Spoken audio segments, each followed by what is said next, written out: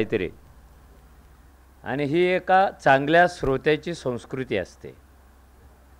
वक्ता चांगला असून चालत नाही, श्रोता चांगला असावा लागतो, मग वक्ता आपोआपच चांगला होतो. कारण जगातला कोणताही वक्ता हा श्रोता घडवत असतो. मला पण श्रोत्यांनीच घडवलेला आहे, म्हणून मी थोडंसं आग्रहाने प्रेमाने तुम्हाला विनंती केली. राग मानू नका, कारण त्याशिवाय कळत नाही, नुसतंच ऐकण्यामध्ये काय पॉईंट आहे. तर मी बानाई संस्थेला सर्वप्रथम धन्यवाद देतो की महाडच्या येऊ घातलेल्या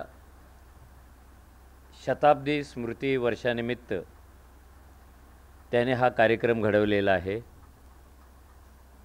आणि इंगळेने मला फोन करून अनेकदा सांगितलं की आम्हाला इतिहास नाही सांगितला तरी चालेल, पण आमचं वर्तमान आणि भविष्य कसं असायला पाहिजे याच्यावर तुम्ही बोला. मला वाटतं आत्तापर्यंत मला व्याख्यानाच्या वेळेला असं सांगणारे इंगळे हे पहिल्यांदा भेटले. मला खूप आनंद वाटला. त्याचं कारण असं,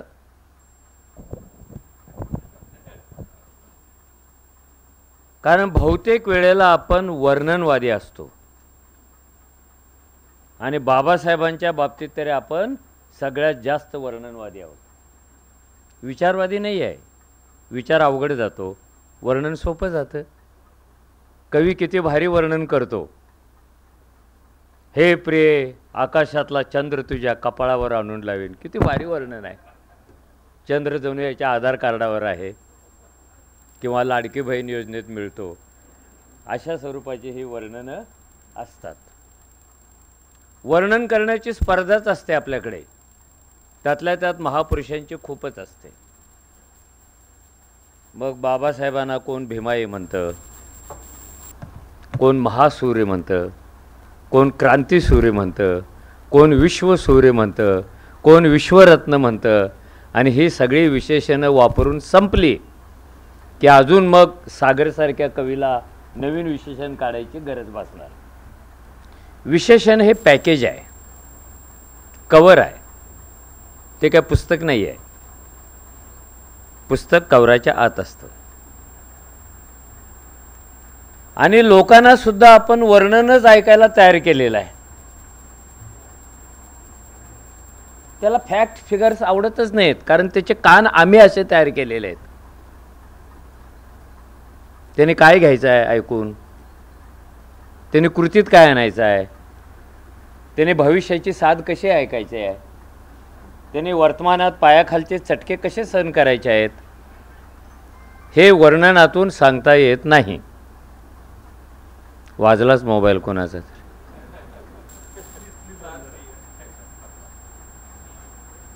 नाशिकला घेऊन जाईन मोबाईल, माझा जुना झालेला आहे, रडत बसेल. हां,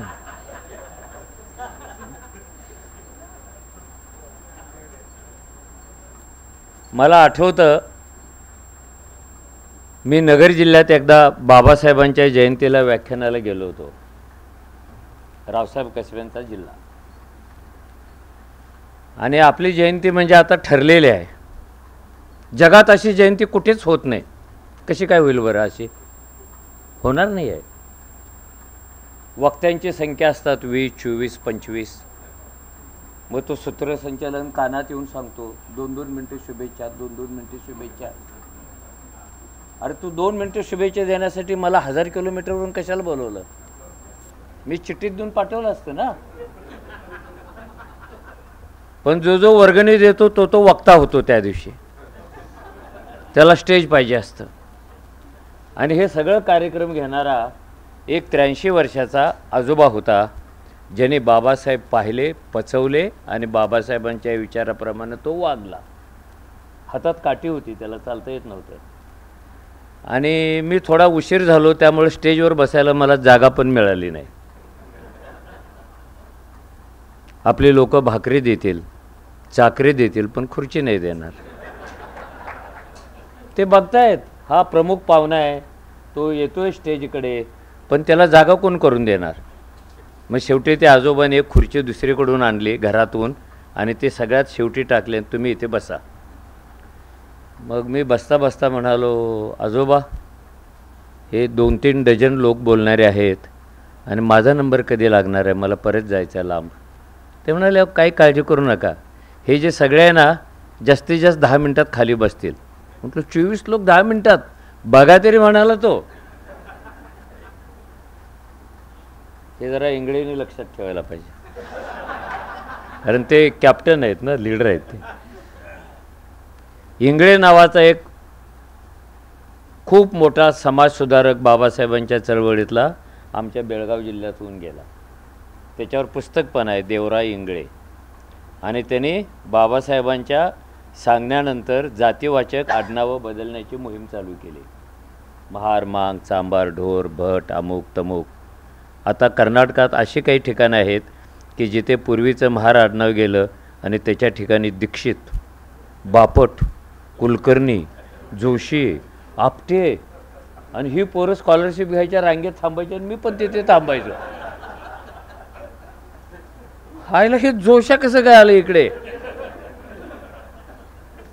आणि स्कॉलरशिप घेतल्यानंतर मी त्याला माझ्या लक्षात आलं, एकतर मला माईकवर बोलायची सवय नाही आहे आणि बोलायची पण सवय नाही आहे, कारण मी बोलत होतो तेव्हा माईक नव्हतंच, आता म्हणजे लक्झरी आहे. तर ते देवराय, त्यांच्यावर एक मराठीत मोठा ग्रंथ पण आलेला आहे. मी नाशिकला गेलो की तुम्हाला पाठवेन, ऑनलाईन पैसे भरा तोपर्यंत. पुस्तकं कधी फुकट मागायचे नाहीत, मी हात जोडून तुम्हाला सांगतो.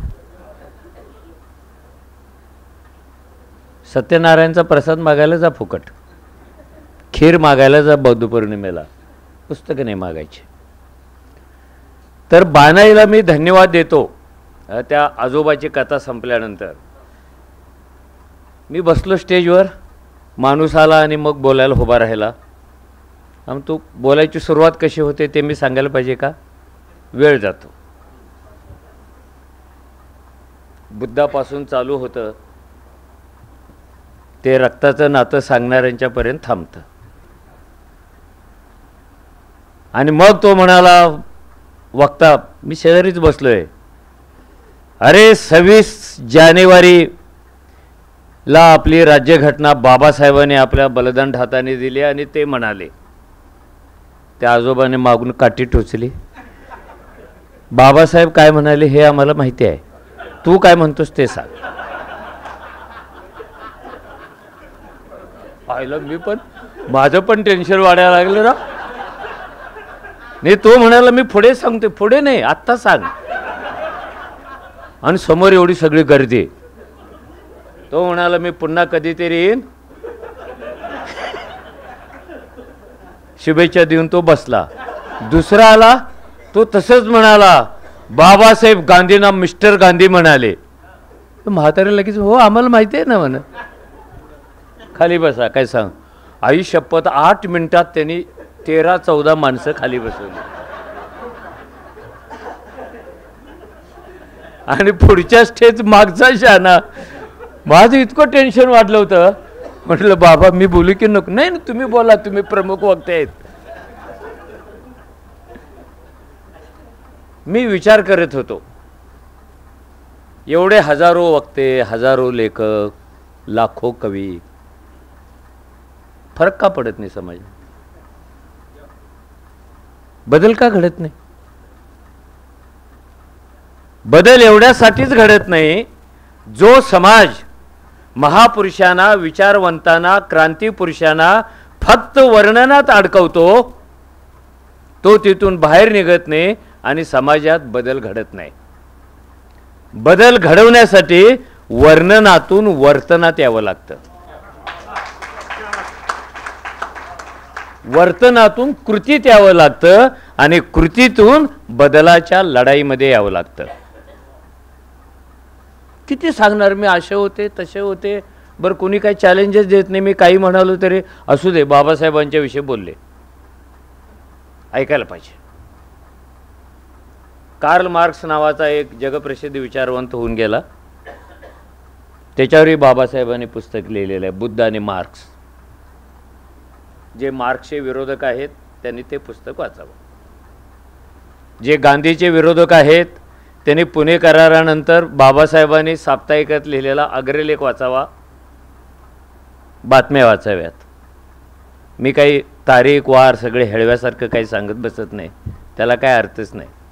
मी तारीख सांगून काय उपयोग, अगोदर घटना घडलेलीच आहे आणि तारीख सांगितल्यानंतर फार विद्वान होतो असं काय नाही आहे. मार्क्स असं म्हणाला, हे जग कसं आहे हे आत्तापर्यंत लाखो लोकांनी पुन्हा पुन्हा पुन्हा पुन्हा गिरमीट लावून, कोणी चंद्राचं उदाहरण, कोणी सूर्याचं उदाहरण, कोणी फुलाचं उदाहरण, लाखो लोक सांगतायत हे जग कसं आहे, हाऊ द वर्ल्ड इज. पण आता प्रश्न जग कसं आहे हे सांगण्याचा नाही तर ते बदलण्याचा आहे. The question is of how to change the world.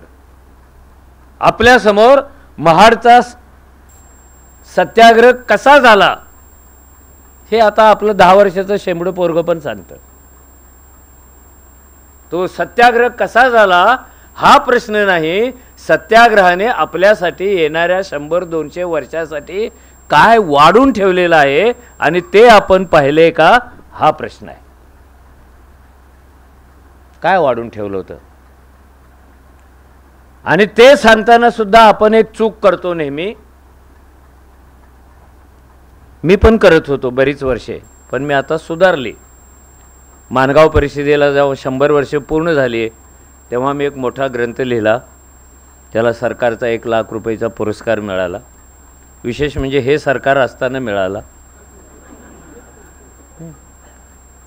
त्यावेळेला माझ्या डोक्यात असं आलं की कोणताही महापुरुष, कोणताही महाकवी, कोणताही महान नेता हा त्या त्या परिस्थितीचं अपत्य असतो. बरोबर आहे. महापुरुष कुठून जन्माला येतो, त्या परिस्थितीतून जन्माला येतो. गांधी असो, मार्क्स असो, बुद्ध असो, महावीर असो, कुणी पण असो.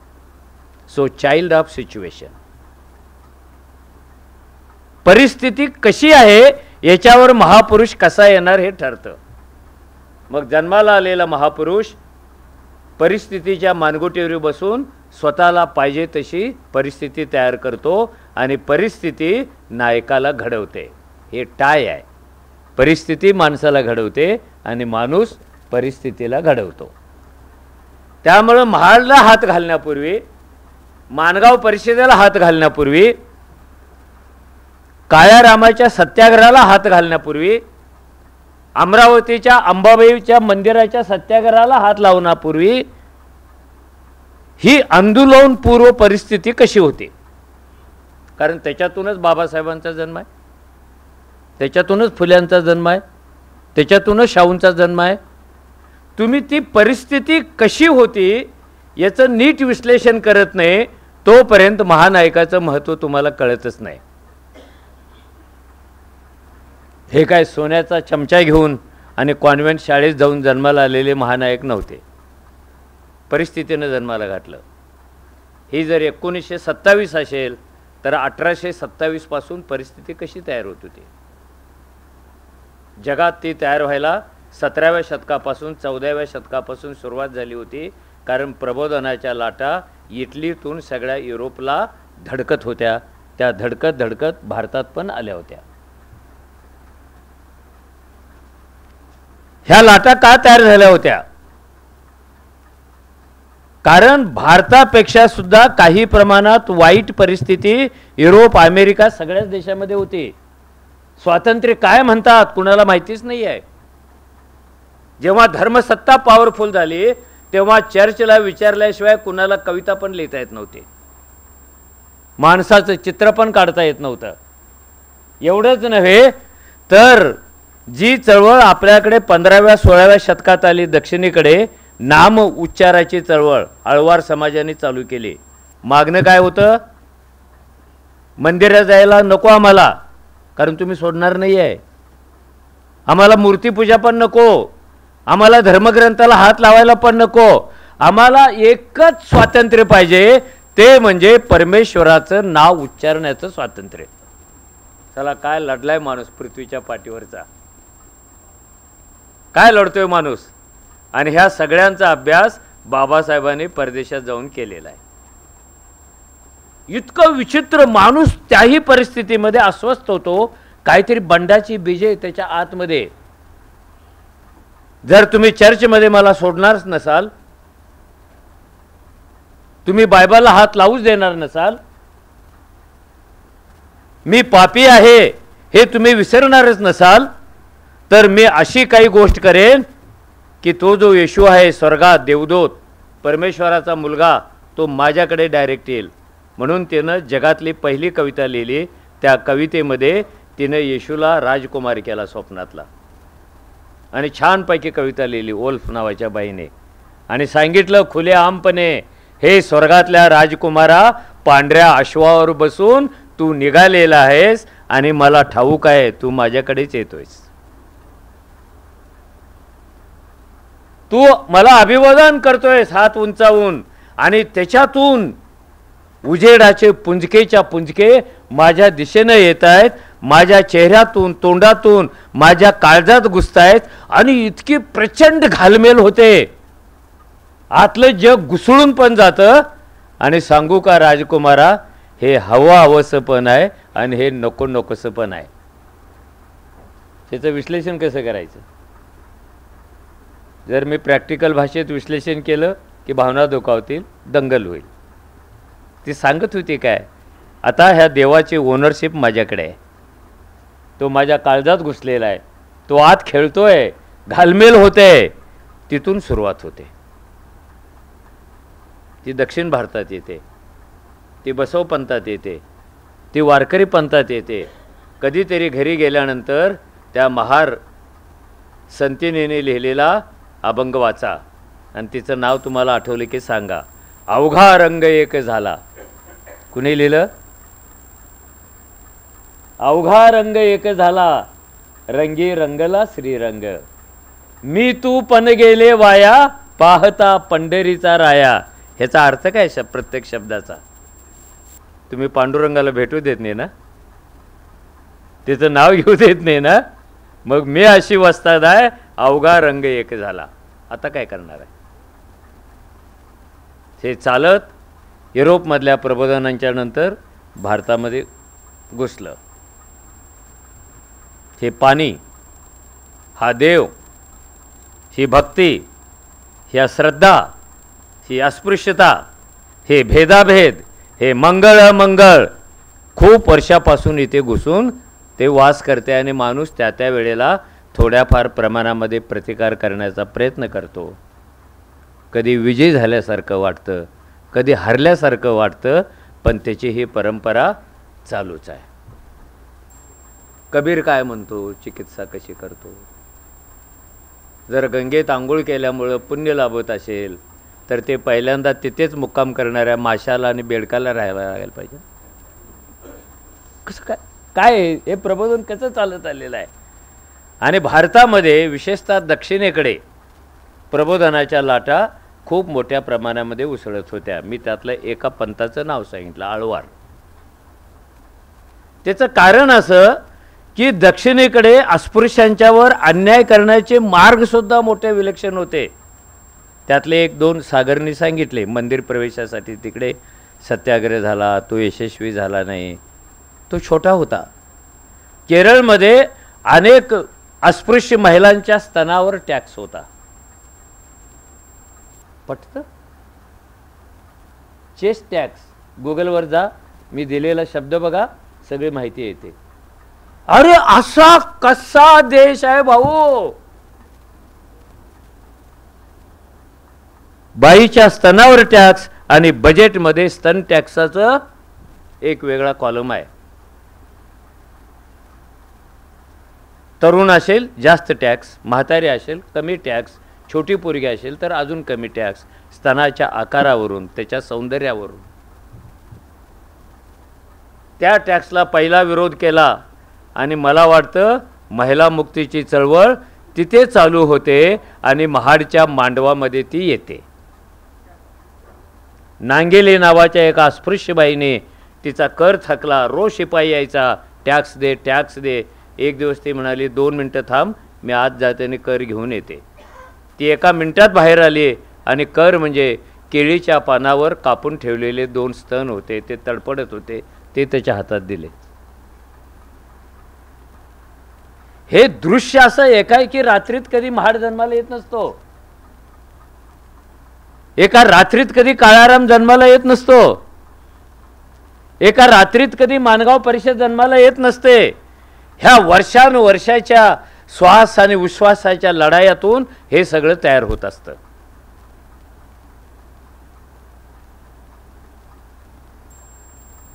चोळी घालण्याचा हक्क मिळावा म्हणून केरळमधल्या बायकांनी इंग्रज आणि इंग्रजी कोर्टाकडे अर्ज केलेले आहेत.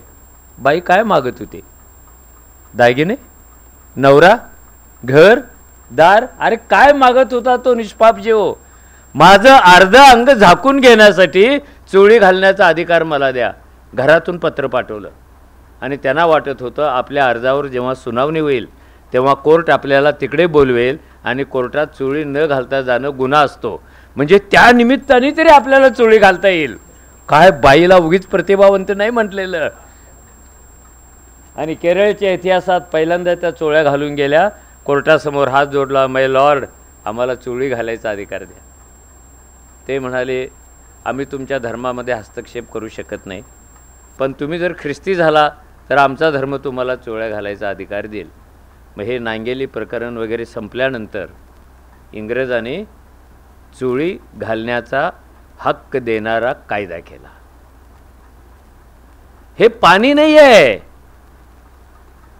हे पाणी काय चौदार तळ्यातलं झालेलं आहे का?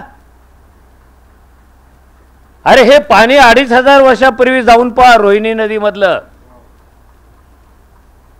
हे पाणी आता कहां से? काय होतं 2 राज्यामध्ये युद्धाचं कारण काय होतं? कुणी किती पाणी घ्यायचं हे ठरवण्यासाठी दरवर्षी युद्ध करायचं. माणसाची मुंडकी तुटून नदीत वाहत जाणार, रक्ताने पाणी लाल होणार. वर्षानुवर्षे चाललंय धर्मकार्य म्हणून. आणि ज्या क्षणाला सिद्धार्थ, तो अजून बुद्ध व्हायचा होता, विरोध करतो त्या क्षणाला त्याला राज्य सोडावं लागतं.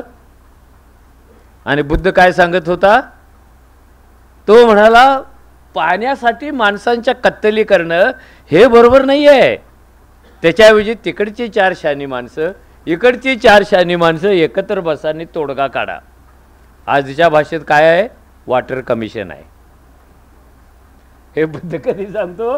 2500 वर्षापूर्वी सांगतो. पण पाणी फुल्यांच्या कालखंडात आला, पुन्हा हौदातलं पाणी अस्पृश्याने स्पर्श केला म्हणून तिथून ते जातं. हे पाणी मानवी जीवनाला चटके देण्याचं काम करत करत हजारो वर्षे वाहत वाहत त्या चौदार तळ्यापर्यंत पोचलेला आहे.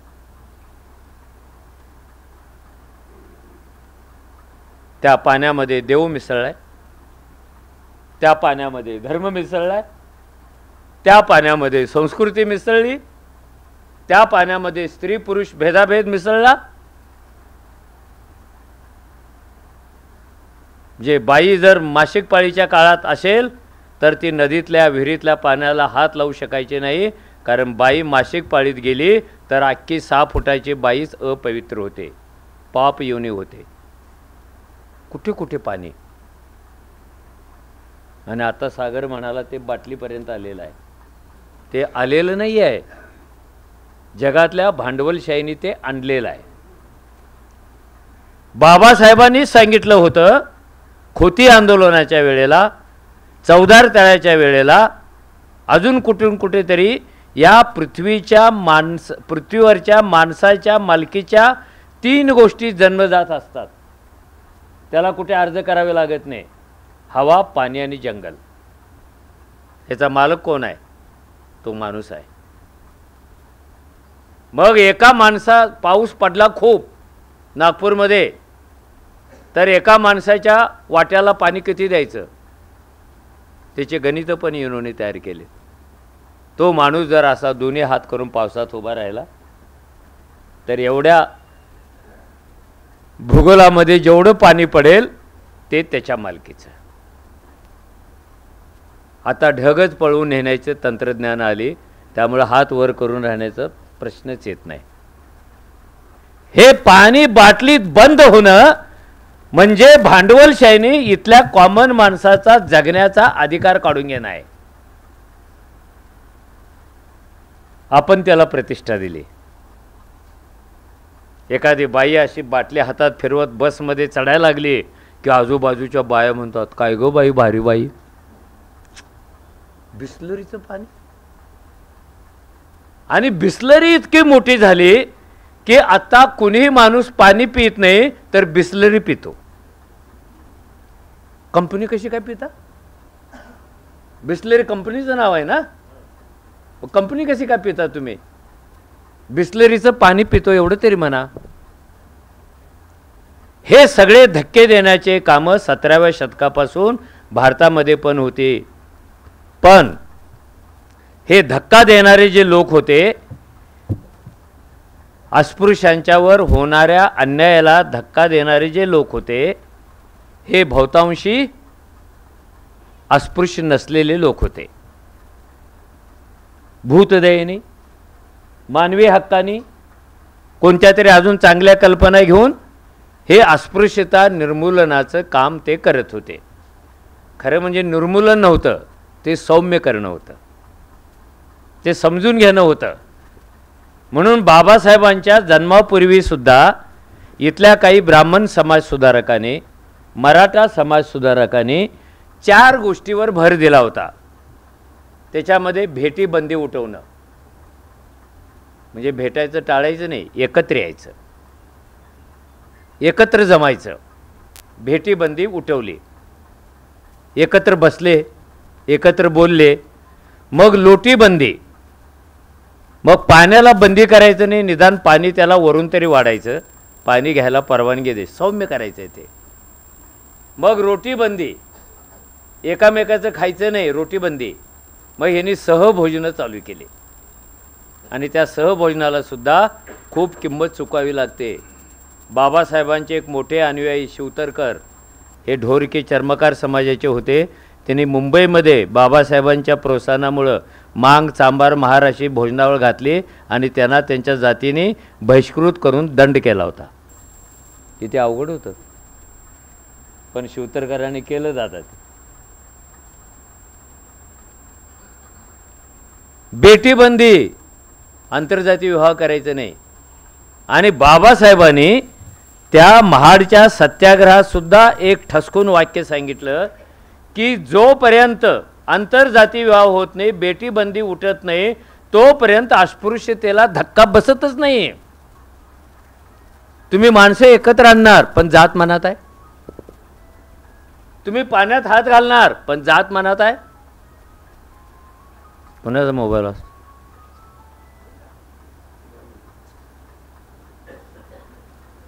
हे मी पुन्हा पुन्हा विनंती का करतोय, मी उर्मट नाही आहे, मला डायबिटीस आहे. सगळ्यांनी मोबाईल बंद ठेवावे. पटकन माझं लक्ष तिकडे जातं आणि आतली पाठी कोरी होते, म्हणून मी हात जोडून जोडून तुम्हाला सांगतोय. मग मला ते नीट नाही करता येत. मग लोक कोर्टात जात होते, कोर्ट केसेस खूप झाल्या, पण बहुतेक वेळेला फिर्यादींना अपयशच आलेलं आहे, कारण कोर्टसुद्धा धार्मिक प्रभावाखालीच होतं. ते आता पूर्णपणे नाही असं मी काय म्हणणार नाही, कारण बाबरी मशीद कशी पडत होती हे सगळं जग कॅमेऱ्यावर पाहत होतं. ती कुणी पाडली, ती मीच पाडली अशी सांगण्याची स्पर्धा चालू होती. श्रेय घेण्यासाठी लोक मीच पाडले असं सांगत कुठेही जायला तयार होते. फक्त ती कुणी पाडली हे सर्वोच्च न्याय वगळता बाकी सगळ्यांना कळलं होतं. ते म्हणाले कुणी पाडली हे सिद्धच करता आलं नाही. अरे तुम्ही नाही टीव्ही बघितला? त्या मिठ्या मारणाऱ्या साधू साध्वींना नाही बघितलं तुम्ही? तुम्ही घोषणा ऐकल्या नाहीत, जय श्रीराम हो गए काम? अजून कोणते तुम्हाला पुरावे पाहिजे होते म्हणजे आरोपी पकडणार होता तुम्ही? हे पूर्वीपर्यंत चालू होतं. हे का चालू होतं? ह्या पाण्यामध्ये, ह्या वर्णव्यवस्थेमध्ये देव, धर्म, परंपरा, संस्कृती, रूढी, अंधश्रद्धा, चालीरीती, वर्ग, ह्या सगळ्यांचे एक अफलातून मिश्रण तयार करून ही तयार करण्यात आली होती. त्यामुळे तिचा एक पदर विस्कटला तर ती अस्पृश्यता काही संपणार नाही, अशी कॉम्प्लिकेटेड आहे, गुंता येतो. कोणता धागा पहिल्यांदा पकडायचा, कोणता सोडून द्यायचा, इतका गुंता येतो. तरी लोक प्रयत्न करत होते. तसे प्रयत्न आपण गेल्या 98 वर्षात किती केलेले आहेत हे घरी गेल्यानंतर स्वतःला प्रश्न विचारा. बाबासाहेबांच्या नंतर आपण किती प्रयत्न केले, कुणी केलेत? आपले प्रयत्न मोस्टली आपल्या राखीव जागा, आपल्या बढत्या, आपल्या बदल्या, आपल्याला काहीतरी कल्याणकारी योजनेचा लाभ एवढ्या पुरत्या मर्यादित आहेत. टोटल समाज खालून वरपर्यंत बदलण्यासाठी, तिथे काहीतरी स्फोट घडवण्यासाठी आपल्या गोष्टी नाही आहेत. रामस्वामी नायर माहिती आहे की नाही, की रामस्वामी नायर, त्यांनी चेन्नईमध्ये एका जाहीर सभेमध्ये गणपतीची मूर्ती आणली आणि तिची विटंबना केली आणि चुरगळून ती फेकून दिली. मी देव मानत नाही, हा समतावादी नाही आहे, हा विषमतावादी आहे. हा जाती तोडायला मदत करत नाही, हा धर्म तोडायला मदत करत नाही, हा माणसं जोडायला मदत करत नाही. ती मूर्ती तोडल्याचं दुःख एका ब्राह्मण माणसाला झालं. तो डायरेक्ट खालच्या कोर्टात गेला आणि ह्याला शिक्षा करा म्हणाला. कोर्टाने सांगितलं की ही जी मूर्ती त्यांनी फोडलेली आहे ती मूर्ती ज्यानी फोडली त्याच्याच मालकीची होती. हो, कोर्टात कसं चालतं बघा. त्यांनी स्वतः विकत आणली होती, ती स्वतः फोडली आणि मूर्ती ज्याच्या मालकीची आहे त्याचा तो अधिकारी होतो ना फोडायचं की टिकवायचं, काय नाही. त्यामुळे ह्याला रागायचं काय कारण आहे? तुझी मूर्ती फोडली का त्यांनी, चला काय होणार नाही. हायकोर्टात गेला तो माणूस. गंमत म्हणजे हायकोर्टाने असाच निर्णय दिला, मूर्ती ज्याच्या मालकीची होती त्यांनी फोडली, नो प्रॉब्लेम. तो थांबला नाही. तो धार्मिक इतिहासामधलं कदाचित हे पहिलं प्रकरण असावं. He went in to supreme court. Supreme कोर्टामध्ये गेला. चेट्टीयार नाव त्याचं. जी नावं वाईट असतात ती तुम्हाला मी सांगत नसतो, पण माझ्याकडे आहे इथे चेट्टीयार. आणि त्यांनी तिथे सांगितलं धर्म बुडाला, अमुक बुडालं, तमुक बुडाला, तमुक बुडाला. आणि सुप्रीम कोर्ट असं म्हणालं की मूर्ती कुणाची आहे, कुणाच्या मालकीची आहे, कुठून आणलेली आहे, कशापासून बनवलेली आहे, हे सगळे प्रश्न निरर्थक आहेत. कारण त्या मूर्तीमध्ये श्रद्धा आहे की नाही हे महत्त्वाचं. आणि कोणत्याही देवाच्या मूर्तीत कोणाची पण श्रद्धा असू शकते, असू शकते की नसू शकते, असू शकते. ती फुटल्यामुळं त्याची श्रद्धा दुखावलेली आहे हे सुप्रीम कोर्टाला मान्य आहे. पण सुप्रीम कोर्ट तरीही त्याला शिक्षा देऊ शकत नाही. कारण सुप्रीम कोर्टात येण्यासाठी जे काळाचं बंधन असतं ते बंधन तुमचं तुटलेलं आहे, म्हणून याला निर्दोष सोडला.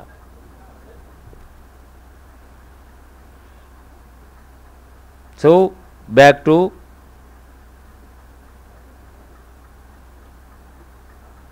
चौदार तळ्याचा सत्याग्रह. बाबासाहेबांनी हे जे आंदोलन केलं त्याचं आपण खूप वेगळ्या अंगाने वर्णन करतो. कवी असेल तर फारच भारी करतो आणि करायला पण पाहिजे. अरे अख्खा तळ पेटला, असं उकळ्या फुटल्या, पेटलं, उकळून पाणीच आटलं.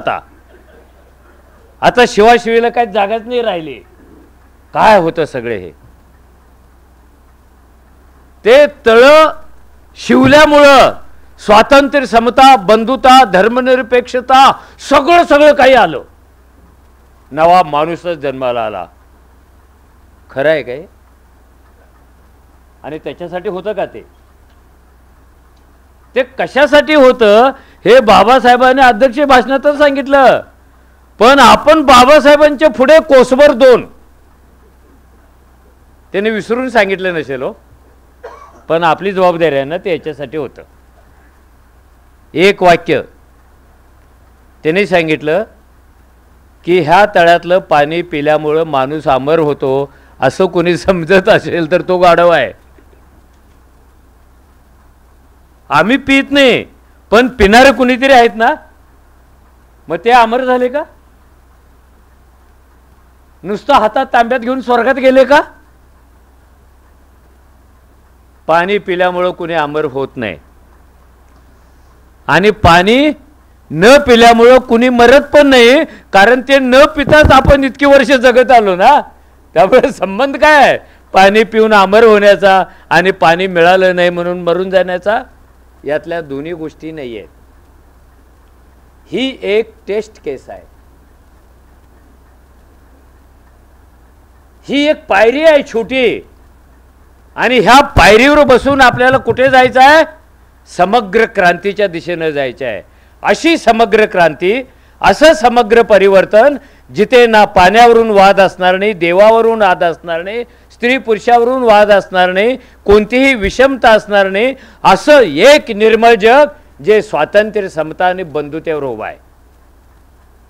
तिकडे जाण्यासाठी टाकलेलं एक पाऊल म्हणजे महाड आहे.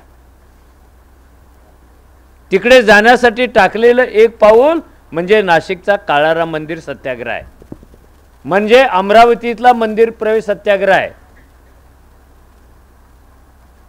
पहिल्यांदा डोक्यातून काढून टाकलं लोकांच्या.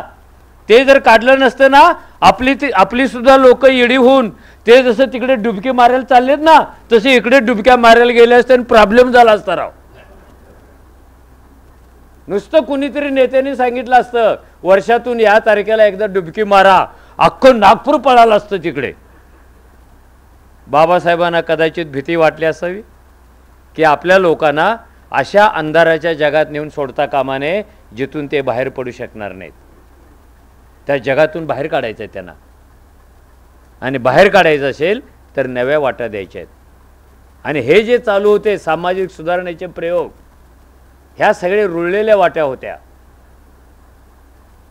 आणि बुद्धाचं एक वाक्य आहे, ते तुम्हाला माहिती आहे की नाही मला कल्पना नाही, कारण बुद्ध पण आता आपण एका फ्रेममध्ये बंद केलेला आहे. बुद्ध म्हणजे काय? त्रिशरण. त्रिशरणला काय बुद्धाचं तत्वज्ञान म्हणतात? अरे त्रिशरण असतं काय? प्रार्थना आहे ना हो. बुद्धा मी तुला 3 वेळा शरण जातो, मी पुन्हा जातो, पुन्हा जातो, ह्याच्यात तत्वज्ञान आहे का? बुद्धाची शिकवण आहे का? आता आपण जसं वर्णनापुरते मर्यादित झालो होतो, तसे आता बुद्धाच्या प्रार्थनेपुरता मर्यादित झालो, भक्त झालो आपण. आणि भक्त होताना बाबासाहेबांचं ते कोटेशन विसरलो. जगातल्या सगळ्या महापुरुषांचा पराभव करण्याचं काम पहिल्यांदा कोण करतं तर त्यांचे भक्त करतात. करा बाबा, आपलं काहीच म्हणणं नाही, आम्ही दुर्बल आहोत, आम्ही अजून राखीव जागा घेतो, तुम्हाला करा, बाबासाहेबांचा पराभव करा, नाहीतर बुद्धाचा करा. बुद्धाला ज्ञानप्राप्ती झाल्यानंतर त्यांनी जी प्रवचने दिली त्यानंतर अजून काही शिष्य आले आणि बुद्धाशी 1 to 1 डायलॉग चालू केला. पाणी पिऊ का थोडं? नाही, बाटलीतलंच आहे, आता पर्यायच नाही ना माझ्याकडे.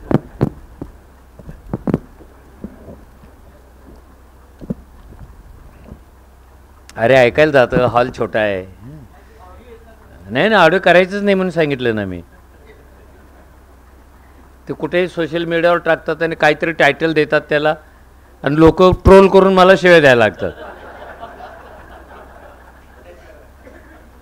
अरे मी असंच लिहिलं, एक माझ्याकडे एक व्हिडिओ माझा कोणीतरी टाकलाय, घटना देवाच्या नावाने लिहावी, उत्तम कांबळे. अरे मी काय सांगितलं होतं, ही घटना कुणाला अर्पण करावी, घटनेत काय काय असावं काय काय नसावं हे लोकांच्याकडून समजून घेण्यासाठी बाबासाहेबांनी 32 दिवसाची मुदत दिली होती सार्वजनिक चर्चा घडवायची म्हणून. आणि त्या मुदतीमध्ये अनेक लोकांनी, साधूंनी, संतांनी सांगितलं होतं ही घटना लिहायचं प्रेरणा देवाने दिली असल्यामुळं ती देवाला अर्पण करा. घटना समितीमध्ये सुद्धा म्हटलं होतं. आणि मी म्हणालो ही घटना देवाने लिहायची प्रेरणा दिली म्हणून देवाला अर्पण करा, देवाला अर्पण करा एवढंच माझ्या तोंडी ठेवलं. बरं झालं दंगल, आणि ते पहिल्यांदा नागपूरमधून झाले असते, तिकडची असो नाही तर इकडची असो. काय सांगत होतो मी? बुद्ध. विसरलो तर सांगायचं आहे, तू जरा सिरियस ऐकतोय असं वाटायला लागलं. लक्षात ठेव माझं भाषण, थांबलो की तू पुढे जायचं. मध्येच कोणी भूक लागली म्हणायचं नाही. मी म्हटले का? आणि डायबिटीस असून म्हटले का? मग तुम्ही कोण लागून गेले भूक लागली म्हणून? आणि मेनू पण तसा काय फार भारी नाही आहे, तुम्ही विचारून घेतलाय मी.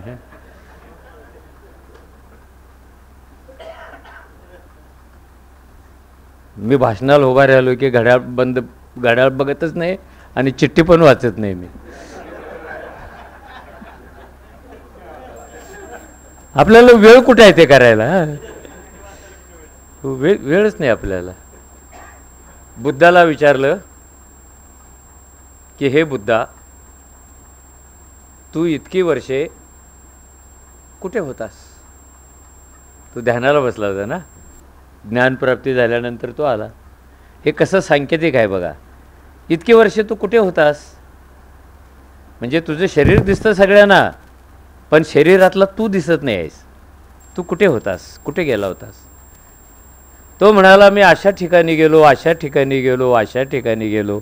तू 3-3 वेळा बोलतो ना प्रत्येक वेळेला, की जिथे कोणी आतापर्यंत पोचलंच नव्हतं. असं कसं गेला मग?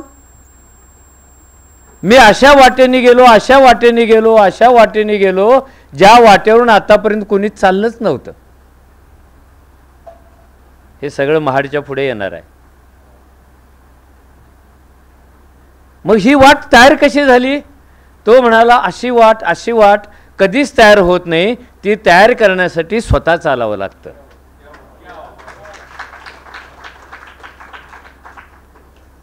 It is not in readymade form. जे सुंदर आहे ना, मी कधीतरी एकटा म्हणायला लागलो तर असं माझ्या डोळ्यात पाणीच येतं. ह्याला काय फिलॉसॉफी आहे.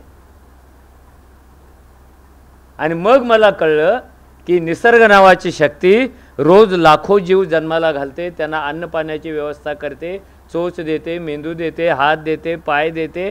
माणूस तर सगळ्यात लाभार्थी. त्याला 2 दात देत नाही, 32 दात. त्याला 1 फूट आतडं नाही, 5 मीटर आतडं. त्याला 20 बोटं, त्याला 2 कानं, सगळं 2 किडन्या. लय बेकार माणूस लाभार्थी आहे. फक्त निसर्ग एकच गोष्ट कोणाला देत नाही, ती म्हणजे चालण्यासाठीची वाट. ज्याला चालायचं असतं त्याने हिम्मत करून पहिलं पाव टाकायचं असतं. आणि महाडचा सत्याग्रह म्हणजे त्या बदलाकडे हिम्मत करून टाकलेलं पहिलं पाऊल येतं. त्याचा काही संबंध नव्हता. आणि ती हिम्मत लोकांच्या मनामध्ये भरायची होती. त्यांना सांगायचं होतं माणूस काय असतो. आणि आपल्या माणसावर इतकी पुठं चढलेली आहेत माहिती आहे का? वर्णाचे, वर्गाचे, देवाचे, संस्कृतीचे जणू काही वारुळच झालेला आहे. आणि माणूस नावाचा जीव मुंगीसारखा आत त्या वारुळामध्ये कुठे राहतो हे समजू सुद्धा नाही, इतकी पुठं चढलेले आहेत. महाडचा सत्याग्रह म्हणजे माणूस नावाच्या अतिशय सुंदर प्राण्यावर चढलेली एक एक पुठं ओढून काढण्यासाठी टाकलेलं पहिलं पाऊल. पुठं काढायचे, माणूस मोकळा करायचा आहे.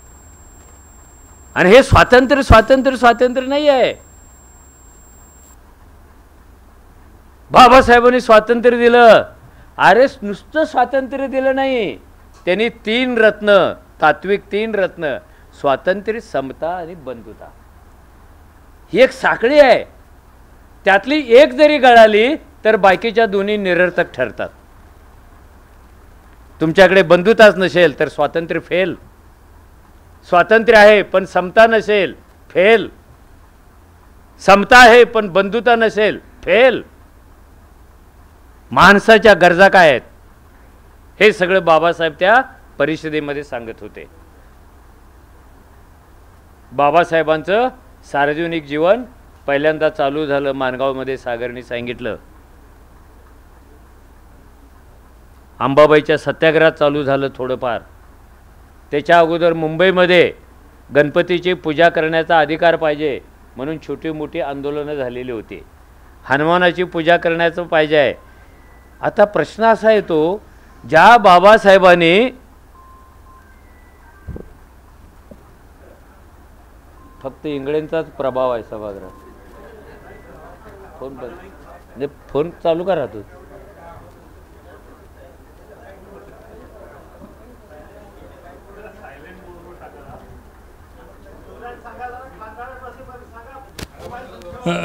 सर्वांना विनंती आहे, कृपया सगळे फोन बंद करा प्लीज.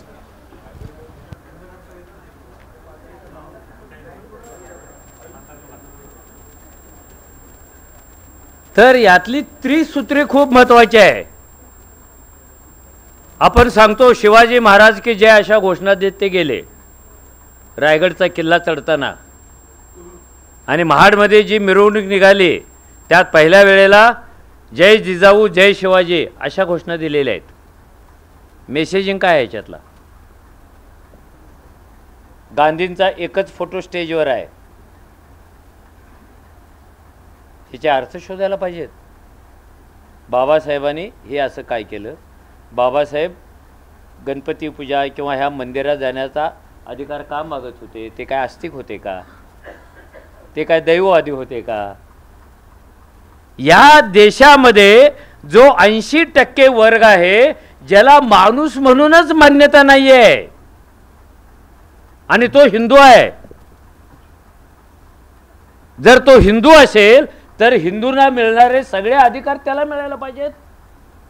हिंदू पाण्याला हात लावतो मग हा का लावत नाही? हिंदू मंदिरात जातो मग हा का जात नाही?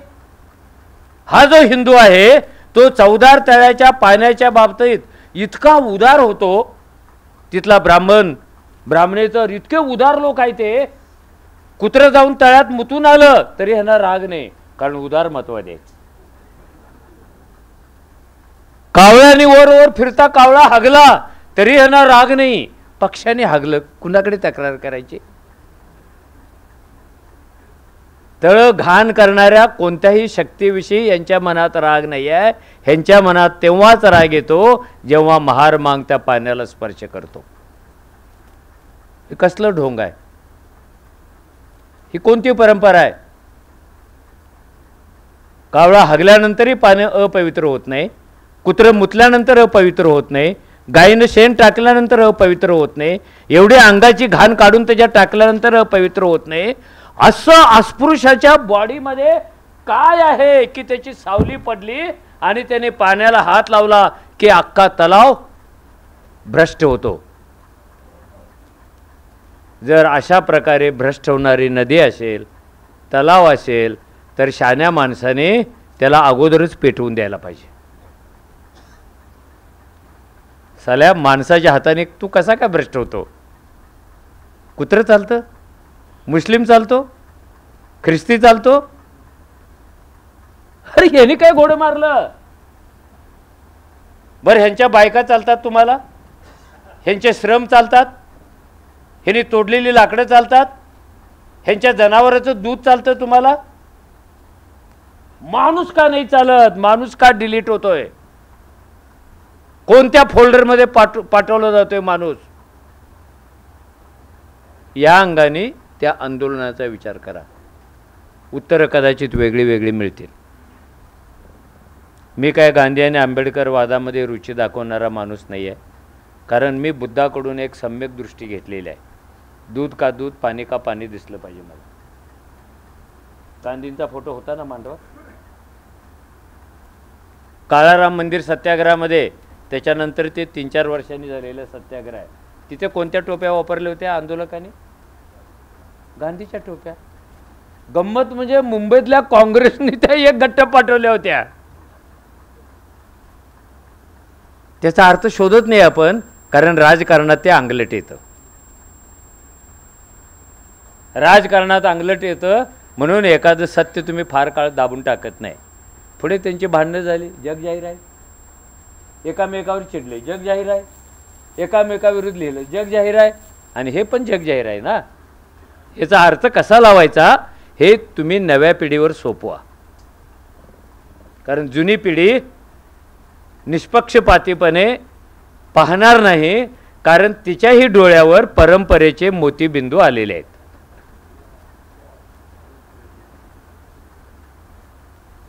So let us try. हे जे आंदोलन होतं की महाडमध्ये जेवढ्या जाती असतील आणि महाडच्या बाहेर जेवढ्या आजूबाजूला जाती असतील तेवढ्या जातीचं प्रतिनिधित्व छोट्या मोठ्या प्रमाणात त्या आंदोलनात झालेलं आहे. त्याच्यात ब्राह्मण आहे, त्याच्यात मराठा आहे, त्याच्यात चांभार आहे, त्याच्यात मुस्लिम आहे, त्याच्यात मांग आहे, त्याच्यात भंगी आहे, त्याच्यात डोर आहे, त्यांचे नेते आहेत. हे कोण शिवतरकर, हे कोण राजभोज, काय पद्धतीचे एक युनिट तयार केलेलं आहे बाबासाहेबांनी. काय पद्धतीने जिंकलाय त्यांचा विश्वास आणि काय पद्धतीने हे बिगर महार असलेले लोक दिल दौलत और दुनिया सब कुछ बाबासाहेब म्हणून त्यांच्या सावलीतून निघालेले आहेत. तसं चित्र बाबासाहेबांच्या नंतर आपण सिनेमात सुद्धा पाहिलेलं नाही. हे आपलं फेल्युअर आहे.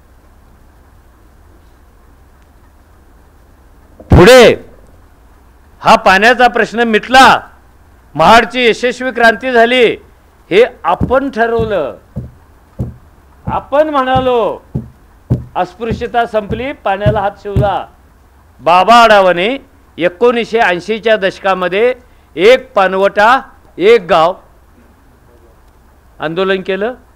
चित्र काय होतं, मी पण त्या आंदोलनात होतो. पुरोगामी महाराष्ट्र, फुले शाहू बाबासाहेबांचा महाराष्ट्र, सावित्रीबाईचा जिजाबाईचा महाराष्ट्र, त्यांच्या लेकराचा महाराष्ट्र. त्या काळात 80मध्ये 10,000वरून जास्त गावं अशी होती की जिथे महाराणा सार्वजनिक विहिरीतलं पाणी शिवायला घ्यायला बंदी होती. 80पर्यंत आपण काय करत होतो, आपण कविता करत होतो. बाबासाहेब म्हणाले इथेपर्यंत रथ आणला, आता पुढे नेता नाही आलं तर मागे तरी नेऊ नका. हे पुन्हा पुन्हा सांगत होतो, टाळ्या घेत होतो. पण आपल्याला असं नाही वाटलं त्यांनी 10 किलोमीटर रथ पुढे आणला, आपण 10 सेंटीमीटर तरी तो पुढे न्यावा. ह्या देवाच्या भानगडी मी सांगितल्या. 1990 मध्ये याच महाराष्ट्रात आणि कर्नाटकामध्ये दर 24 तासाला महाराची किंवा मांगाची एक बाई यल्लम्मा बरोबर लग्न लावली जात होती, देवदशी होत होते. आपण काय करत होतो, आम्ही करायला गेलो, मार खाऊन आलो. कसा जगलो मला माहिती नाही. कदाचित ते भाषण व्हायचं असेल, मारणाऱ्या लोकांना वाटलं असेल कमी दणके द्या, हे नागपूरला जाऊन भाषण करणार आहे, ठार करू नका. आपण गेलो कुठे. आणि अजूनही तुम्हाला आश्चर्याचा धक्का बसेल, याच महाराष्ट्रामध्ये जिथे आपण चौदार तळ्याच्या सत्याग्रहाचे पोवाडे गात बसलो, त्याच महाराष्ट्रामध्ये अजून वाड्यावर पाड्यावर झेडपीचा टँकर गेला की तो पहिल्यांदा पाटलाच्या दारात जातो, मग भटाच्या दारात जातो, आणि काय गाळ असलेलं पाणी शिल्लक राहिलं तर तो महारवाड्यामध्ये येतो. आपण काय करत आलो.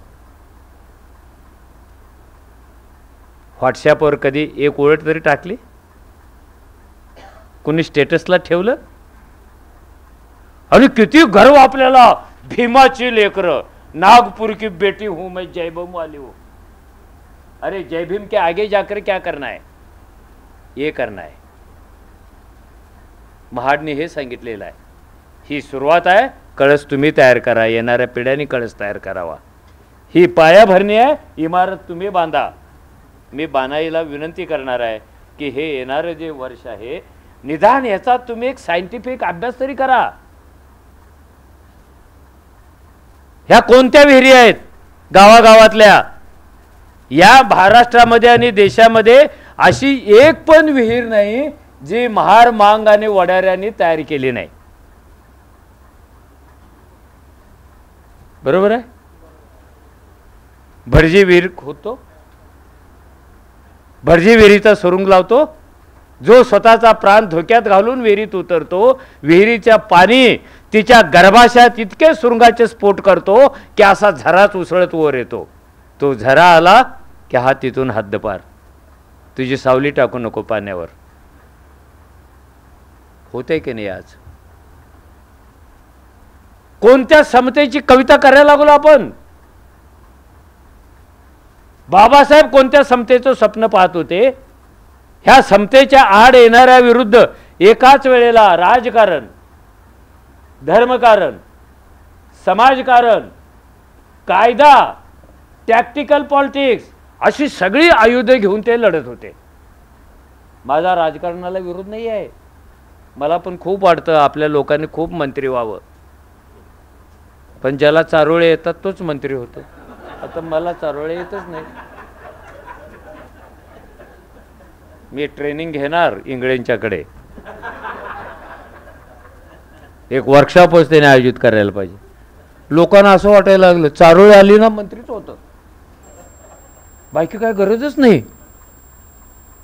तुम्हारे पास लालू है तो हमारे पास आलू है. किती प्रतिभावंत लेकरं आहेत ही.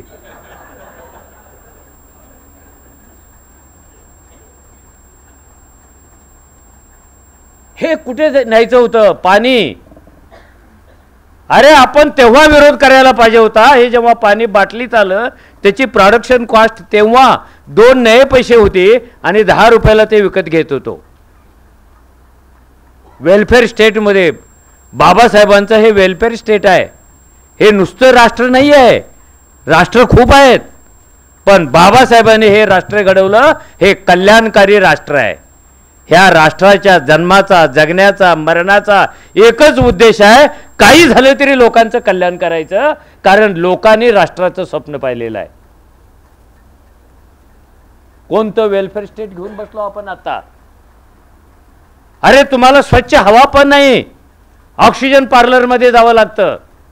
आत बात 200 रुपये काढा.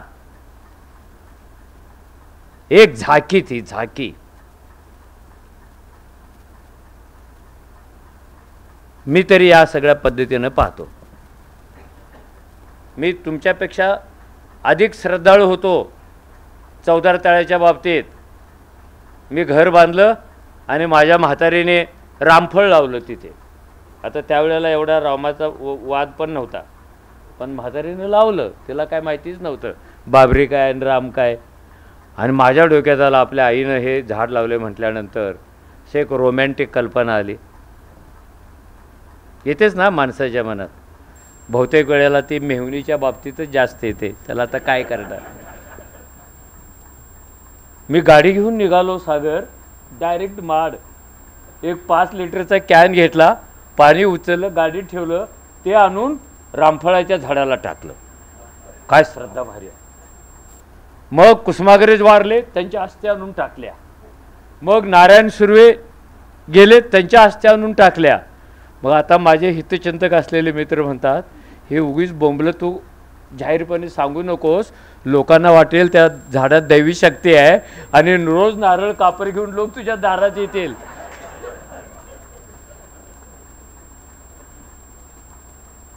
हे मी पाण्याचं सांगितलं. आपलं कल्याणकारी राष्ट्र नाही झालं. आपलं संविधानावरून चालणारा देश अडकूनच पडलेला आहे. तुम्ही संविधानावर किती गाणी लिहा, पण रोज कुणीतरी त्याला चुची मारते हे तुमच्या लक्षात येत नाही. रोज चुची मारते 24x7, जशी वाळवी लागावी तशी. आणि आपण त्यातली फ्रेम घेऊन पूजा करत बसलो. तुमची पूजा ही त्यांच्या पत्त्यावर पडते. पूजा करताना डोळे बंद करून घेतो आपण. तेवढ्यात तो काहीतरी भानगड करतो. डोळे उघडले की शांत राहतो. महाडचा सत्याग्रह ही व्यवस्था पाहण्यासाठी, डोळे उघडण्यासाठी तुम्हाला दिलेली एक शक्ती आहे. So don't close eyes. युगायुगातून अशी एखादी शक्ती मिळते. कसं करता डोळे बंद करता? अरे तुमचे सामाजिक प्रश्न किती. मी गेल्या वर्षी अशा काही गोष्टी सांगेन. आणि मग महाडच्या सत्याग्रहानंतर काय झालं, रामाच्या मंदिराच्या सत्याग्रहानंतर काय झालं. अरे परवा केरळमधल्या मंदिर प्रवेशाचा वाद चालू आहे. बायकांना प्रवेश देणारच नाही, शनी मंदिरात येऊ देणारच नाही, विशिष्ट धर्माच्या माणसाला येऊ देणारच नाही. 100 वर्षापूर्वी ज्या घडलेल्या क्रांत्या होत्या त्याच्या पाऊल खुणा शोधायच्या आहेत की नाही शोधायच्या आहेत? नसतील तर तयार करायच्या आहेत, नसतील तर कणी पुसल्या हे शोधायचं आहे, त्या अधिक ठळ करायच्या आहेत. देवाशी आपलं पण काही नाही आहे, बाबासाहेबांनी सांगितलं. पण हे जे लढे आहेत ह्याचा शेवट कसा झाला, काय झाला याचा पण कोणी अभ्यास करत नाही. काळाराम मंदिराचा सत्याग्रह झाला, पण शेवट कसा झाला जाहीर केलं का? या दिवशी आम्ही काळाराम मंदिर सत्याग्रह थांबवणार आहोत. खरं म्हणजे तो कागदोपत्री अजून चालायला असायला पाहिजे, कारण तो विड्रॉ करायची घोषणा कुणी केलेलीच नाही, काळाच्या ओघातच तो गेला. ठीक आहे, मग मंदिर सत्याग्रहानंतर आपल्या समाजाचं आणि रामाचं काही नातं राहिलेलं आहे?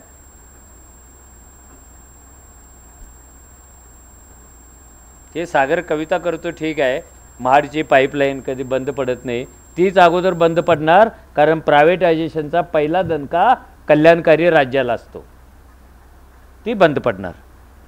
जे जे तुम्हाला नळातून येतं, जे जे तुम्हाला रेशनवर मिळतं, जे जे तुम्हाला आधार कार्डावर मिळतं, जे जे तुम्हाला हक्क मिळतं, पहिल्यांदा तिथून सुरुवात होते. मी तुमच्याविषयी आनंद व्यक्त का करतो? खरंच तुम्ही भीमाची लेकरं आहात आणि इतरांच्यापेक्षा जास्त तुम्हाला माहिती आहे.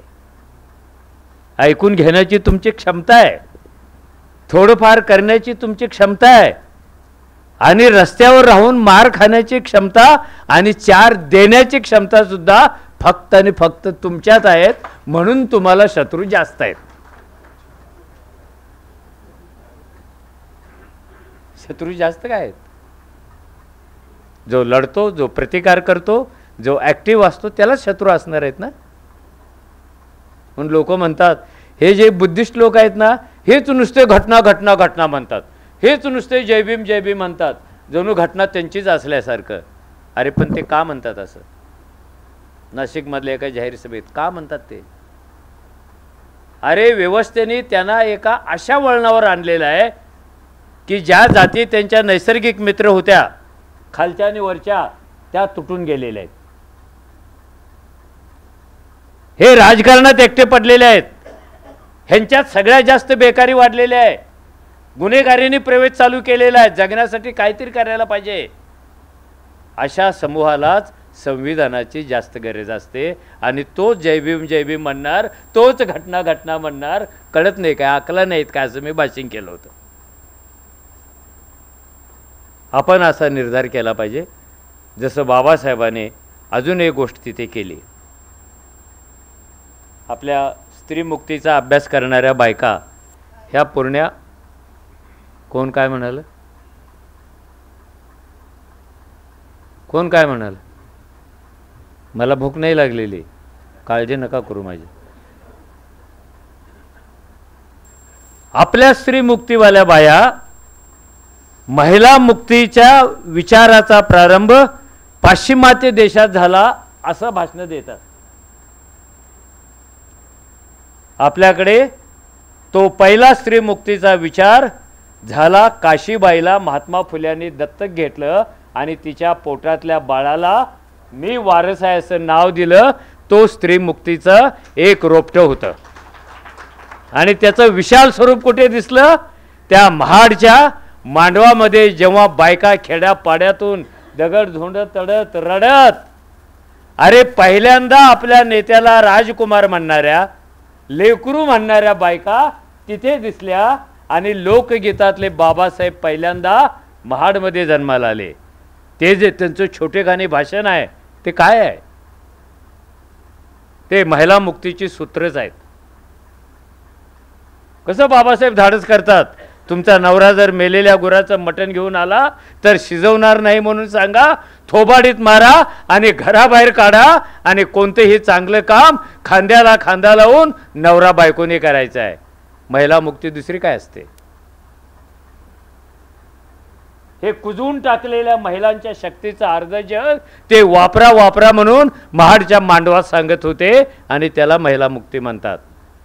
आणि शेवटचा एक मुद्दा, मी पण एकाच तिकिटात सगळे खेळ करणार नाही. हं.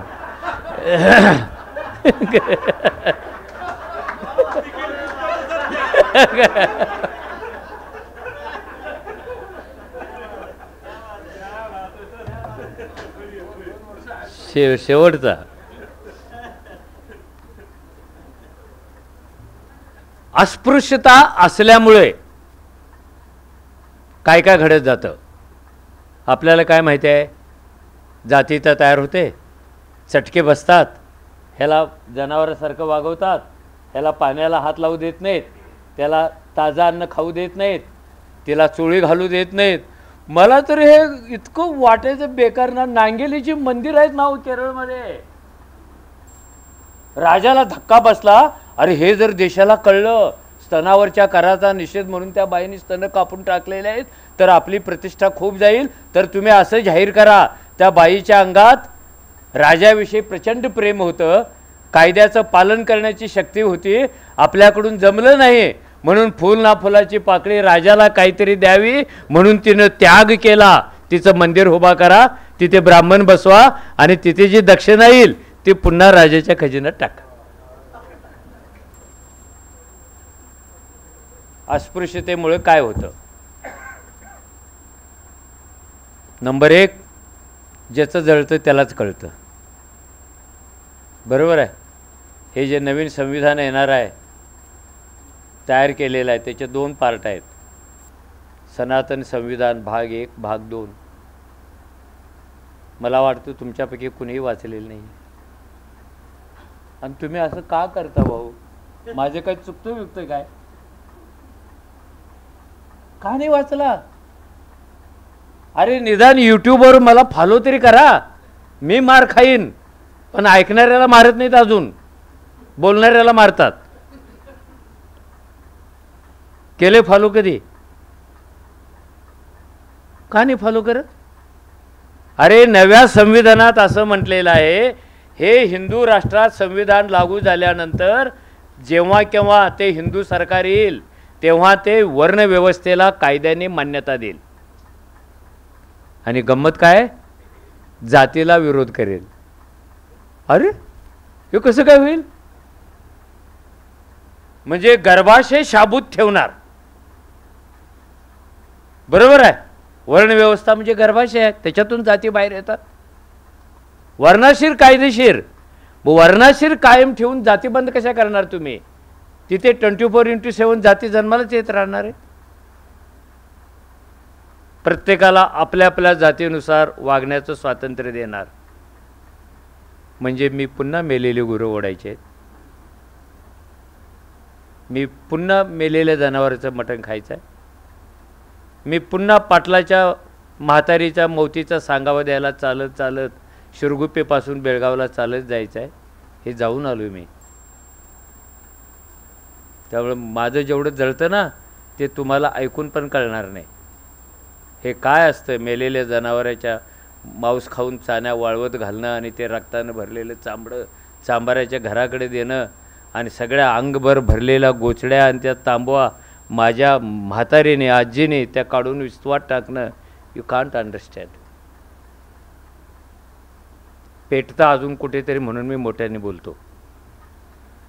ज्यांचं पेटतच नाही त्यांना काय सांगायचं?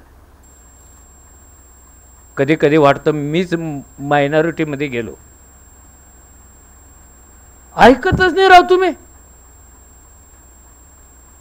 पुन्हा जात व्यवस्था येईल. ख्रिस्ती आणि मुस्लिमांना मताचा अधिकार असणार नाही, ते निवडून जाऊ शकत नाहीत. सब स्टँडर्ड सिटीजन म्हणून ते राहतील. ह्या सगळ्या शाळा बंद होतील, गुरुकुल पद्धती चालू होईल आणि जो पोरगा गुरुकुल पद्धतीने येतो त्यालाच निवडणुकीला उभा राहायचा अधिकार असेल. ज्याचा धर्माचा अभ्यास आहे त्याला राष्ट्रपती होण्याचा अधिकार असेल. मी इतका अस्वस्थ होतो. साला आयुष्यामध्ये कोण्या एका गाफील क्षणी मी गुलाम झालो. मी. माझा बाप, माझा आजोबा गळ्यात मडकं ठेवून फिरण्याचा माझा इतिहास तयार झाला. कमरेला खराटा बांधून फिरण्याचा माझा इतिहास तयार झाला. आणि मेलेल्या जनावराचं मांस हाच माझा हक्क आणि हेच माझं स्वातंत्र्य आहे असं व्यवस्थेने मला शिकवलं. माझा भीम नसता जन्माला आला तर ते मडकं आजही लटकताना दिसलं असतं, माझ्या तरी दिसला असतो. इतिहासात मी पुन्हा अशी चूक कधीच करणार नाही, अशी चूक की मडकं माझ्या पुन्हा गळ्यात येईल. मी अशी चूक कधीच नाही करणार त्या मेलेल्या जनावराचं मांस मलाच खावं लागेल. मी अशी चूक कधीच नाही करणार की माझ्या आया बहिणीच्या स्तनावर टॅक्स बसेल. हा महाडचा संदेश आहे. महाड सांगतं काय, पाणी कुठं होतं आणि कठडं कसं बांधले आणि कोण कुठून आले काय आले.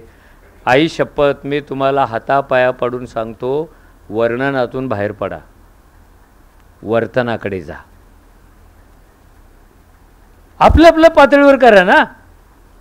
राज्यघटनेच्या प्रियांबलचा अर्थ आपल्या आपल्या घरात समजून घेता येतो की नाही. 6 हक्क कोणते पाठ करता येतात की नाही. कल्याणकारी राज्य म्हणजे काय सांगता येते की नाही.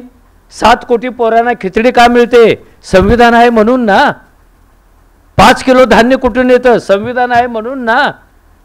शिक्षणाचा हक्क काय, संविधान आहे म्हणून ना. ह्या सगळ्याचा एक मदर पेटेंट आहे, ते संविधान आहे आणि त्याला कुरतडण्याचा कार्यक्रम चालू आहे. मला अजूनही बानाईसारख्या संस्थेकडूनच आशा वाढतात. बाकी सगळे मध्यमवर्गात गेलेले आहेत. मेरी बाडी, मेरी गाडी, मेरी लेडी, तेच व्हॉट्सॲपवर टाकायचं. मेरी बॉडी देख. अरे काय तू कोण, कशासाठी बघायची बॉडी. सकाळी उठल्या उठल्या नाही बन्यान नवीन घातले. आणि शेवटचा मुद्दा, मिडल क्लास मेंटॅलिटीमधून बाहेर पडा. बानाई तुम्हाला तसं करण्याचं शिकवते आहे. बानाई काय करते आहे, आम्ही लोक जे मध्यमवर्गीयांची छीतू करतो, हिजडा म्हणतो त्याला, खालच्या लोकांचा शत्रू समजतो, इनॅक्टिव्ह समजतो आणि आम्ही खूप मोठी चूक करतो.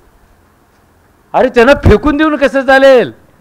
त्याच्याकडे ऊर्जा आहे, त्याच्याकडे बुद्धी आहे, त्याच्याकडे पद आहे, त्याच्याकडे प्रतिष्ठा आहे, त्याची पण काही स्वप्न आहेत. ही सगळं मेनस्ट्रीमच्या लढायासाठी कशी वापरता येतील ह्याचा विचार माझ्यापेक्षा तुम्ही जास्त करतायत, म्हणून तुम्हाला धन्यवाद. आणि मध्यमवर्गासाठी ही शेवटची एक बोधकथा आहे, ती संपली की माईक बंद करायला हरकत नाही आहे. म्हणजे बाकी कुणी नाही बोलायचं आता. हां, जेवायला जायचं डायरेक्ट. बरोबर आहे ना इंग्रज सरकार. हां नाही ना, माझं काय नाही. आपलं सगळे असंच आहे, कुठे मरू आपल्याला माहिती नाही, कोण आपली डेड बॉडी ओळखेल की नाही माहिती नाही. अशी मोठी स्वप्न आम्ही बघतच नाही कधी. माझी कुणीतरी आयडेंटिटी मार्क माझं पाहिल तसं घेऊन जगता येत नाही, इथेपर्यंत पोचता येत नाही. आपलं आपलं ठरवलेलं आहे कुठे जायचं, कुठं जायचं. बुद्धाने सांगितलं वाट कशी तयार करायची, कुठे पोचायचं. So I am ready for it. मी टिंगल करतोय मध्यमवर्गीयाची असं समजू नका, कारण मी मध्यमवर्गीय आहे, माझी बायको मध्यमवर्गीय आहे, माझी पोरंसुद्धा मध्यमवर्गीय आहेत. आपल्या मनातल्या गैरसमजाच्या कल्पना दूर करा, दूर करा त्या कल्पना. हे असं होत नाही हे एकदा मान्य करा. तो मध्यमवर्ग झाला ना, त्याला लगेच स्वप्न पडतं, हे कार्ड आलं ते कार्ड आलं तर अंबानीच्या लाईनमध्ये जाऊन बसू. रोज स्वप्न बघतं. ते खरं नाही आहे. जगातली कोणतीही भांडवली व्यवस्था आपल्या ग्राहकाची उंची आपल्या खांद्यापेक्षा उंच करत नाही. सिद्धांत नंबर 1. बरोबर आहे. अशी वेड्यासारखी स्वप्न बघू नका. तर ती गोष्ट अशी आहे, खूप खूप वर्षापूर्वीची गोष्ट. भारतात सगळ्या गोष्टी खूप वर्षापूर्वीच्याच असतात. जसं महाडचा सत्याग्रह 98 वर्षापूर्वीचा.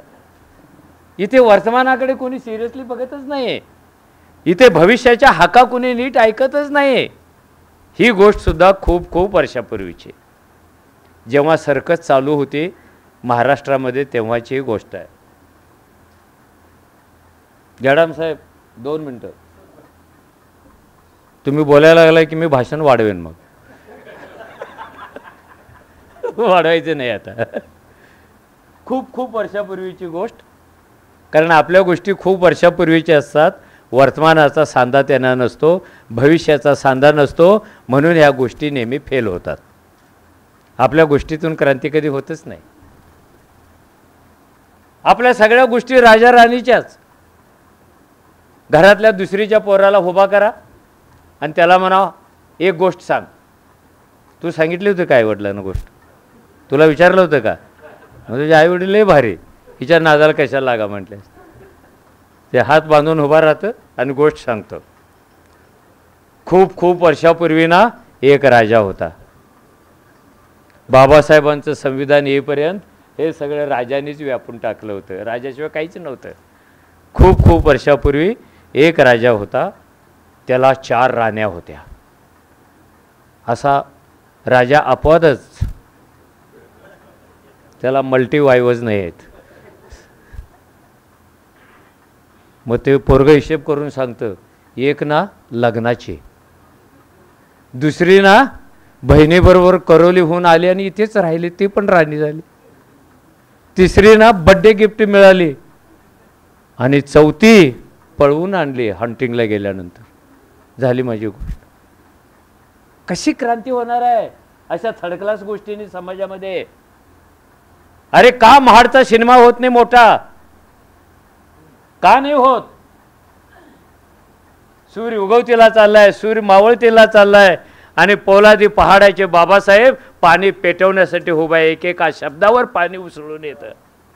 अरे कल्पना ना डोळ्यासमोर, कल्पना ना. 33 कोटी देव तळ्याच्या काठावर येऊन मान खाली घालून बसतात, कारण ह्या बुलंद आवाजासमोर कोणताही मंत्र नाही. का नाही सिनेमा होत? सैराट आला की नाचायला जायचं. अरे काय लय नाचावं असं वाटतं. मग लोकगीतावर नाचा ना आपल्या. का वामनदादांच्या गाण्यावर नाचत नाही? का भीमराव कर्डकांच्या गाण्यावर नाचत नाही? हे तुमचं कल्चरल हेरिटेज आहे, ते पण तुम्ही वापरत नाही आहे. तर जेव्हा महाराष्ट्रात सर्कस होती तेव्हाची गोष्ट आहे. बऱ्याच लोकांनी सर्कस निदान सिनेमात तरी पाहिले असेल. सर्कशीमध्ये पहिला खेळ असतो मुलींच्या कसरतीचा. अतिशय सुंदर मुली असतात, एक झोकाळा सोडतात, दुसरा पकडतात, तो सोडतात, तिसरा पकडतात, मग हिच्या पायाला कोणीतरी पकडतं, दोन्ही हाताला 2, अशा पर्यांसारख्या आकाशामध्ये त्या सुंदर तरंगतात. आणि त्यावेळेला तुमचा BP कमी जास्त होऊ नये, कारण असं धोकादायक बघून कमी जास्त होतं.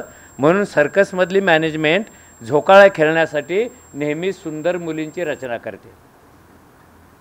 तुमच्या डोक्यात कधी आलंच नाही इतका डेंजर गेम खेळायला सुंदर पुरी कशा जमवेल? ब्युटी पार्लरमधून आलेल्या, ब्युटी कंटेस्टमधून आलेल्या. तो खेळ सुरू होण्यापूर्वी त्यांचा कॅप्टन त्यांना वॉर्मअप करतो.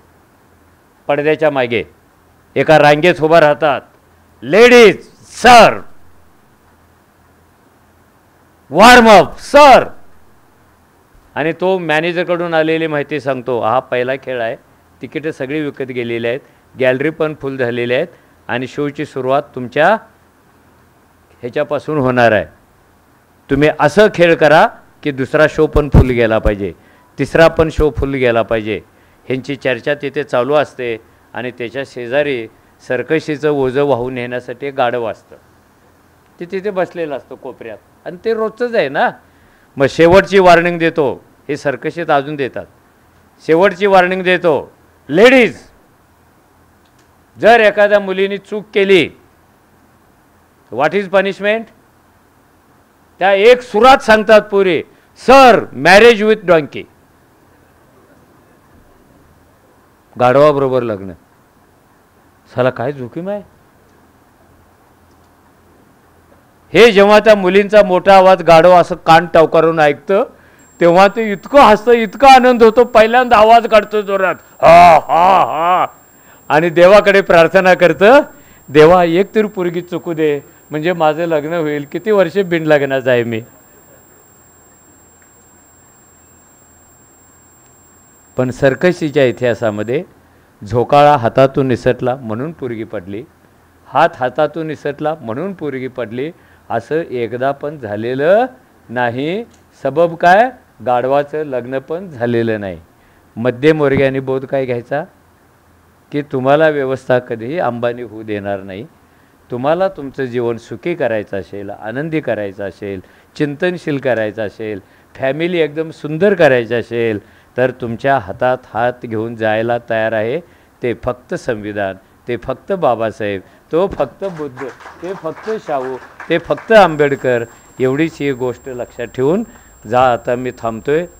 असं नेहमी वक्ते म्हणतात ना, तुम्ही शांतपणे ऐकलं म्हणून मी तुमचे आभार मानतो. मी काय आभार मानत नाही, कारण माझं लय पेटलं होतं आतून. त्यामुळे आता आपलं जेवायला जाऊया. धन्यवाद.